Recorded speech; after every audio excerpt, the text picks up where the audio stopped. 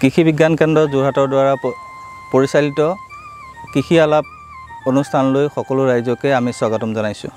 আজি আপোনালোকৰ মাজলৈ আমি লৈ আহিছোঁ এটি নতুন খণ্ড। এই খণ্ডটোত আমি উপস্থাপন কৰিবলৈ লৈছোঁ ধান খেতিৰ পোনে পোনে সিঁচি দিয়া পদ্ধতিৰ বিষয়ে।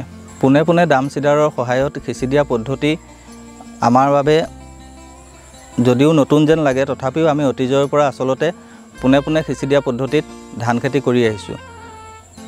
আমি বাও ধানৰ ক্ষেত্ৰত বা আহুৰ ক্ষেত্ৰত আমি এই পদ্ধতি ব্যৱহাৰ কৰোঁ। আৰু কেতিয়াবা যদি বানপানী আহে, বানপানী অহাৰ পিছত যদি আমাৰ কঠীয়া নাইকিয়া হয়, তেতিয়া আমি কঠীয়াটো আমি তিয়াই গজালি উলিয়াই আমি পোনে পোনে সিঁচি দিওঁ। আৰু সেইটোক আমি সাধাৰণতে থলুৱা ভাষাত আমি পইৰা সিঁচা বুলিয়ে কওঁ। এই যি ড্ৰাম চিডাৰটোৰ জৰিয়তে আমি খুব সুন্দৰ ধৰণেৰে আমি পোনে পোনে পৰি যোৱাকৈ লাইন লাইন হোৱাকৈ আমি কঠীয়াখিনি প্ৰতিস্থাপন কৰিব পাৰোঁ। এই ড্ৰাম চিডাৰটো বহুত খৰচী নহয়, খুব কম খৰচী। ইয়াৰ দামো খুব কম, 4,500 পৰা 5,000 টকা লয়। আৰু ইয়াৰ ক্ষেত্ৰত আমি মাটিডৰা যেতিয়া আমি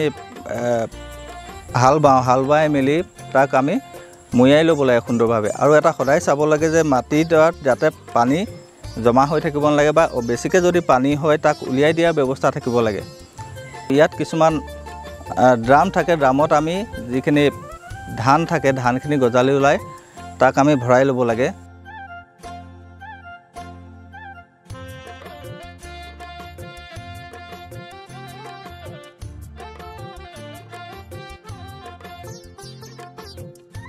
ভৰাই লৈ পেলাই তাক আমি যদি চলাই দিওঁ পথাৰডৰাত, তেতিয়াহ'লে এটা এটাকৈ ধান সুন্দৰভাৱে পৰি যায়।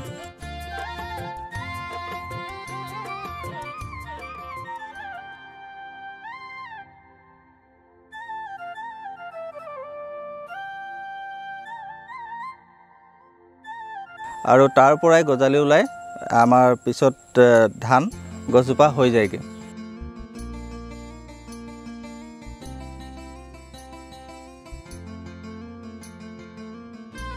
আৰু আমি যেতিয়া জাতবোৰ চিলেক্ট কৰোঁ, জাতবোৰ চিলেক্ট কৰিলে জাতবোৰৰ পানীৰ ডুব সহনশীলতা থকা হ'লে ভাল।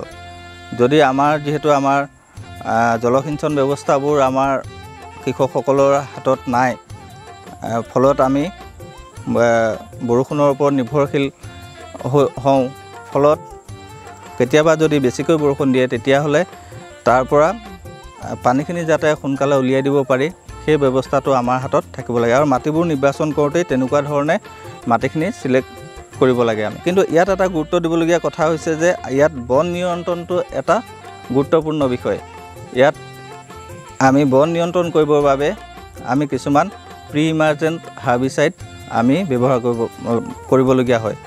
কিছুমান অপতৃণনাশক আছে, সেই অপতৃণনাশকবোৰ ধৰক সিঁচাৰ 3 পৰা 5 দিনৰ ভিতৰত দিবলগীয়া হয়। তেনেকুৱা ধৰক পাইৰজাছালফুৰন ইথাইল বুলি আছে, যিটো বজাৰত আমি 60 বা কমোডো হিচাপে আমি কিনিবলৈ পাওঁ, বা পেটিলাক্লোৰ আছে। সেই দৰৱবোৰ আমি ব্যৱহাৰ কৰিবলগীয়া হয়। আৰু সদায় আমাৰ চাব লাগে যে খুব সঠিক সময়ত আমি সেই দৰৱখিনি ব্যৱহাৰ কৰিবলগীয়া হয়। যদি তাতকৈ দেৰি কৰে, 5 দিনতকৈ দেৰি কৰে, তেতিয়াহ'লে আমি বন বাতৰ সমস্যা আমি খুব পাম, আৰু ফলত আমাৰ মাটিডৰা ক্ষতিগ্ৰস্ত হ'ব। ইয়াৰ উপৰিও 20 পাৰিবেগ ছ'ডিয়াম, সেইটো আমি 25 পৰা 30 দিনৰ ভিতৰত লগত পাইৰজাছালফুৰন ইথাইল মিক্স কৰি পেলাই আমি স্প্ৰে কৰিবলগীয়া হয়। এইখিনি যদি কৰা হয়, এইখিনি কৰিলে আমাৰ বন বাতৰ যি সমস্যা হয়, সেই সমস্যাখিনি নাইকিয়া হয়। যিহেতু ড্ৰাম চিডাৰত পোনে পোনে সিঁচি দিয়া যায় আৰু ফলত লাইনবোৰ ওলাই থাকে, তাত আমি যিবোৰ মেকানিকেল উইডাৰ থাকে, ধৰক জাপানীজ পেডি উইডাৰ, আমি তেনেকুৱা ধৰণৰবোৰ ব্যৱহাৰ কৰিবলৈ খুব সুবিধা হয়। আমি কৃষি বিজ্ঞান কেন্দ্ৰ যোৰহাটে পৰীক্ষামূলকভাৱে পোনে পোনে সিঁচি দিয়া পদ্ধতি ধান খেতি কৰাই আহিছোঁ। প্ৰথমে আমি খুব কম ঠাইত কৰি পেলাই তাক পৰীক্ষা কৰি চালোঁ হ'বনে নহ'ব, আৰু তাৰপিছত আমি বহল ভিত্তিত কৃষকৰ মাজলৈ লৈ যোৱা গৈছে।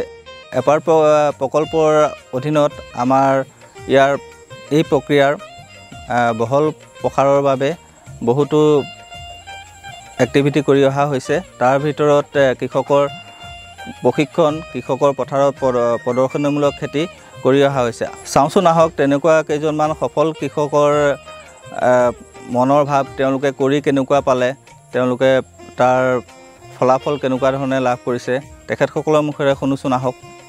নমস্কাৰ, মোৰ নাম কৃষ্ণ মহন্ত। মোৰ ঘৰ খনামুখ চেৰেঙীয়া গাঁৱত। মই আজি যোৱা 4 বছৰ ধৰি ডাইৰেক্ট চিডিং পদ্ধতিৰে অতি কম খৰচত ধান খেতি কৰি আহিছোঁ। ইয়াৰ পূৰ্বে মই ভুই ৰুই ধান খেতি কৰিছিলোঁ, কিন্তু যোৰহাট কৃষি বিজ্ঞান কেন্দ্ৰই আমাক এটা নতুন প্ৰশিক্ষণ দিছিলে ধান খেতিৰ ক্ষেত্ৰত। আৰু এই প্ৰশিক্ষণটো হৈছে ডাইৰেক্ট চিডিং কৰি ধান উৎপাদন কৰা। আৰু এই সুবিধা প্ৰদান কৰিলে এপাৰ্ট প্ৰকল্পই।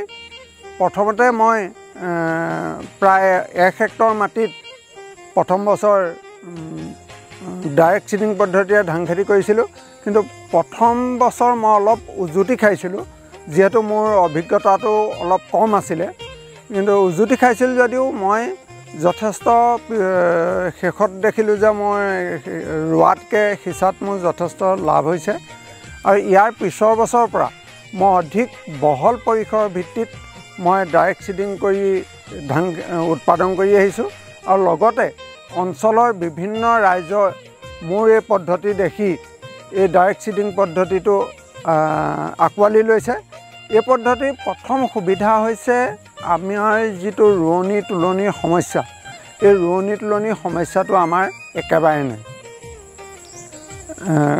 আমাৰ ৰোৱনী তোলনি লগাই এবিঘা মাটিত প্ৰায় 1200-1400 টকা খৰচ হয়, কিন্তু ডাইৰেক্ট চিডিং পদ্ধতিত আমাৰ এটকাও খৰচ নহয়, মাত্ৰ আমাক ডাম চিডাৰটো লাগে। এবাৰ ডাম চিডাৰটো কিনি লোৱাৰ পিছত আৰু আমাৰ খৰচা নাই। গতিকে সেইফালৰ পৰা আমি ৰোৱনী তোলনিৰ যিটো খৰচ, সেই খৰচটো যদি আমি খেতি মাটিডৰাৰ পৰিচৰ্যাৰ কাৰণে তাৰ যি সাৰ জাবৰ লাগে, সেই সাৰ জাবৰখিনি আমি যোগান ধৰোঁ, তেতিয়াহ'লে আমি জোখতকৈ বহুত বেছি উৎপাদন লাভ কৰিবলৈ সক্ষম হওঁ। এতিয়া মাটি ভুই ৰুলে আমাৰ মানে কি হয়, গোচাটো যথেষ্ট সৰু হয়, কিন্তু এই চিডিং কৰাৰ ক্ষেত্ৰত আমি দেখিছোঁ যে আমাৰ পোলাটো বহুত ডাঙৰ ডাঙৰ হৈছে আৰু থোকটো যথেষ্ট দীঘল হৈছে। মই মাটি ৰুই পেলাই বিঘাৰ প্ৰতি 12ৰ পৰা খুব বেছি 14 মোন উৎপাদন কৰিছিলোঁ, কিন্তু এতিয়া ডাইৰেক্ট চিডিং পদ্ধতিত মই 20-22 মোনলৈকে এবিঘা মাটিত উৎপাদন কৰিবলৈ সক্ষম হৈছোঁ। গতিকে সেয়েহে মই এই পদ্ধতিটো যথেষ্ট লাভজনক পদ্ধতি হিচাপে গণ্য কৰিছোঁ। আৰু অসমৰ শ্ৰদ্ধাৰ কৃষক ৰাইজকো এই পদ্ধতিৰ দ্বাৰা আমি কম খৰচত কেনেদৰে আমি উৎপাদন কৰিব পাৰোঁ, তাৰ বাবে এই পদ্ধতিটো আঁকোৱালি ল'বৰ বাবে বিনম্ৰ অনুৰোধ জনাইছোঁ। মোৰ নাম মৃদুল দত্ত। মই এইবাৰ ডাম চিলিং কৰিম বুলি আৰম্ভ কৰিছিলোঁ। তাৰপৰা এতিয়া মোৰ 5 বিঘা মাটি কৰা হ'ল। সেইখিনি এতিয়া মানে গজিলে ধান।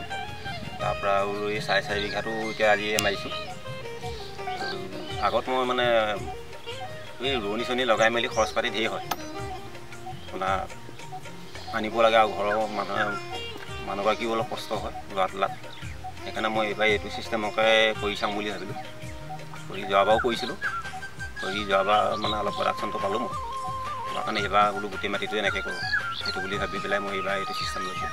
উৎপাদনটো এইটো কৰা ধানটো বেছি পাইছোঁ মানে যোৱাবাৰ যিডোখৰ মাটি আমি কৰিছিলোঁ, সেইকাৰণে এইবাৰ গোটেই মাটিটো কৰি দিম বুলি ভাবিলোঁ। মানে কষ্ট নাই, মানে এইটো যিমান এতিয়া ধৰি লওক সৰু ল'ৰা এটাই টান মাৰি নিব পাৰে হেৰি কৰি, তাৰমানে এইটো মানে বোলে মই ঘৰলৈ টান মাৰি লৈ যাম বুলি ক'লেও লৈ যাব পাৰে, বা মোৰ মানুহগৰাকীও মোৰ নিব পাৰে হেৰি কৰি, হাতত টানি লৈ যাব পাৰে। কিন্তু ইভাগে কষ্ট বোলা বস্তু একো নাই। এতিয়া আমি হালটো বাই দিলোঁ, হাল বাই দি আছোঁ, পানীটো হ'বলৈ কাৰণে বনটো ওলাইছিলে, এতিয়া সেইকাৰণে মৰিয়াই দিছোঁ। মানে মৰিয়াই পেলাই ধানটো সিঁচি দিওঁ, আৰু ধানটো মৰিয়াই দিলে মানে তেতিয়া চৰাইও বুটলিব নোৱাৰে, ধৰি লওক ঘেলটো হৈ পেলাই মানে। হয়, কিন্তু ইভাগেতো আপোনাৰ শুকান মাটিত যদি সিঁচি দিওঁ, চৰাই বুটলি খাই পেলাওক, সেই ঘেলটোত পোৱাৰ লগে লগে চৰাইটো ইমান বুটলিব নোৱাৰে। আৰু এইটো তেতিয়া আমি দেখিছোঁ যোৱাবাৰ কৰি যিটো আমি ছাকচেছফুল হৈছিলোঁ আৰু সেইটো কাৰণে এতিয়া এইবাৰ গোটেই মাটিটো মানে কৰিম বুলি আমি সিদ্ধান্ত ল'ম। আমাৰ বহুত এতিয়া আমাৰ এতিয়া কম মাটি কৰোঁ কাৰণে আমি কথাবোৰ গম নাপাওঁ, কিন্তু যদি সৰহ যিবিলাক মানুহে খেতি কৰে তেওঁলোকৰ ধৰক এতিয়া ৰোৱা তোলা এইবিলাকতো বহুত পইচা যায়, সেই পইচাখিনি বাচি যোৱা মানে সেইটোৱে এটা লাভ, খৰচটো কম হ'ল গতিকে সেইটোৱে লাভ। আপোনালোকক ধন্যবাদ জনালোঁ। আমি ইতিমধ্যে আপোনালোকক দেখাইছোঁ যে আমি গৱেষণালব্ধ যি ফলাফল তথা আমাৰ কৃষক ৰাইজে কেনেকুৱা ধৰণৰ পাইছে তেওঁলোকৰ সফলতাৰ কাহিনী আপোনালোকৰ মাজত আমি প্ৰদৰ্শন কৰিছোঁ আৰু লগতে আমি এই পদ্ধতিটো যে যি গুণাগুণ সেইখিনি আমি আপোনালোকক উপস্থাপন কৰিলোঁ। কৃষক ৰাইজেও এই পদ্ধতিটো আদৰি লৈ অধিক উৎপাদন লাভ কৰি তেখেতলোকৰ অৰ্থনৈতিক পৰিকাঠামো সবল কৰিব বুলি আশা ৰাখিলোঁ আৰু নতুন এটা খণ্ডলৈ আপোনালোকৰ মাজত উপস্থিত হোৱাৰ প্ৰতিশ্ৰুতিৰে ধন্যবাদ।